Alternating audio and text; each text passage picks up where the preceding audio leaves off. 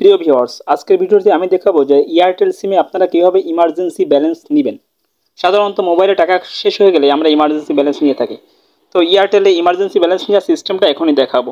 তো প্রথমে ডায়াল করে যাব, ডায়াল করে যাই এখান থেকে আমি আমার এয়ারটেল সিমের ব্যালেন্সটা চেক করব, ঠিক আছে। তো আমি আমার ব্যালেন্সটা চেক করতেছি, দেখেন। তো আমার ব্যালেন্স আছে 23 টাকা 96 পয়সা। তো এই অবস্থায় কিন্তু সাধারণত ইমার্জেন্সি ব্যালেন্স নেওয়া যায় না, তবুও আমি চেষ্টা করে দেখি। আমি এখন ডায়াল করব *8#। ইমার্জেন্সি ব্যালেন্স নিতে গেলে এয়ারটেলে *8# নাম্বারে ডায়াল করা লাগে। তো ডায়াল করলাম। ডায়াল করলে এখানে কিছু অপশন আসবে, দেখেন আপনি কোন ধরনের ইমার্জেন্সি ব্যালেন্স নেবেন, টাকা, এমবি না অন্য কিছু।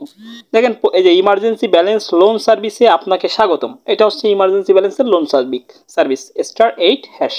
তো এক নম্বরে আছে 12 টাকা, ফি হচ্ছে 2 টাকা 67 পয়সা।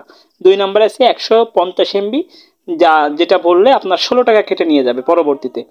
আরটা আছে 15 মিনিট 16 আওয়ারের জন্য, এবং 13 টাকা কেটে নিয়ে যাবে পরবর্তীতে, ঠিক আছে।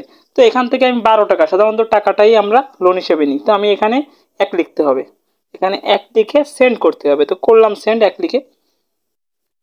তো 1 লিখে সেন্ড করলে দেখেন লিখেছে কি 12 টাকা অনুরোধ করা হয়েছে, SMS এর মাধ্যমে আপনাকে কনফার্ম করা হবে।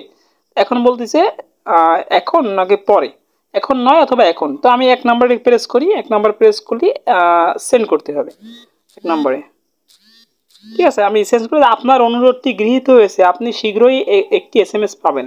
তো আমার অনুরোধটি গৃহীত হয়েছে, আমি শীঘ্রই একটা SMS পাবো। দেখলেন একটা SMS আইছে। তো এখানে লেখেন কি লিখছে SMS এ, ইমার্জেন্সি ব্যালেন্স লোনের 12 টাকা আপনার অ্যাকাউন্টে যোগ হয়েছে, 12 টাকা প্লাস সার্ভিস ফি 2 টাকা 67 পয়সা আপনার পরবর্তী যে কোনো রিচার্জে কেটে নেওয়া হবে। উপরে যেটা আছে ইমার্জেন্সি ব্যালেন্স লোন 12 টাকা আপনার অ্যাকাউন্টে যোগ হয়েছে, মোট বকেয়া 14 টাকা 67 পয়সা। এটা হচ্ছে বর্তমান আমার ইমার্জেন্সি ব্যালেন্স নেওয়ার ফলে যেটা হয়েছে। তো দেখছেন আমাকে আমার মোবাইলে কিন্তু টাকা রয়েছে, তারপরেও আমার ইমার্জেন্সি ব্যালেন্স দিল। জাস্ট আপনাদের দেখানোর সুবিধার্থে আমি এটা নিয়ে দেখালাম, ঠিক আছে। তো ভিডিওটা ভালো লাগলে একটা লাইক প্রদান করবেন, আর আপনি আমার চ্যানেল নতুন হলে চ্যানেলটি সাবস্ক্রাইব করে দিবেন। ধন্যবাদ, আল্লাহ হাফেজ।